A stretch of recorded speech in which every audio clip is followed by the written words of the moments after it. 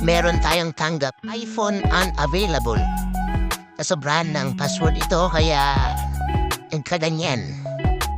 So, first step natin gagawin ay i-connect natin siya into recovery mode using Trio Tools.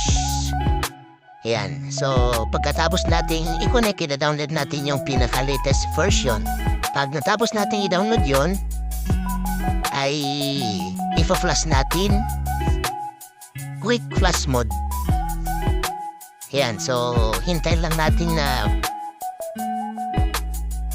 matapos hanggang mag 100%.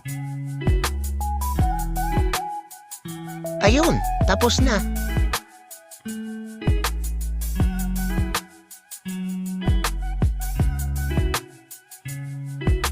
So, iset up na natin para gamitin yung bagong iPhone.